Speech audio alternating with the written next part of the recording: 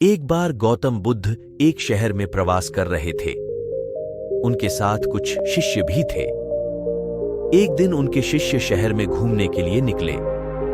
वे शहर में घूम ही रहे थे कि तभी शहर के कुछ लोगों ने उन्हें अपशब्द कहे। उनके बुरे शब्दों को सुनकर शिष्यों को बहुत बुरा लगा और वे वापस लौट गए। बुद्ध ने देखा कि शहर से लौटकर आए उनके सभी शिष्य बहुत क्रोध में दिखाई दे रहे हैं। उन्होंने शिष्यों से पूछा, क्या बात है, आप इतने तनाव में क्यों हैं? तभी एक शिष्य क्रोध में बोला, हमें यहां से तुरंत चलना चाहिए। जब हम बाहर शहर में घूमने गए थे तो यहाँ के लोगों ने बिना वजह हमें बहुत बुरा भला कहा। जिस जगह हमारा सम्मान नहीं हो वहां हमें नहीं रहना चाहिए। बुद्ध ने कहा, क्या किसी और जगह तुम अच्छे व्यवहार की अपेक्षा रखते हो?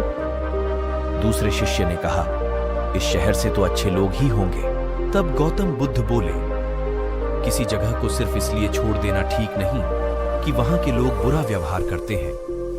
हमें तो कुछ ऐसा करना चाहिए कि जिस स्थान पर भी जाएं, उस स्थान को तब तक नहीं छोड़ें जब तक अपनी अच्छाइयों से वहां के लोगों को सुधार न दें। हम जिस भी स्थान पर जाएं, वहां के लोगों का कुछ न कुछ भला करके ही वापस लौटें। बुद्ध ने कहा, जिस प्रकार युद्ध में बढ़ता हुआ हाथी चारों तरफ के तीर सहते हुए भी आगे बढ़ता जाता है, ठीक उसी तरह उत्तम व्यक्ति भी दूसरों के अपशब्दों को सहते हुए अच्छे कार्य करता रहता है। खुद को वश में करने वाले प्राणी से उत्तम कोई और नहीं हो सकता।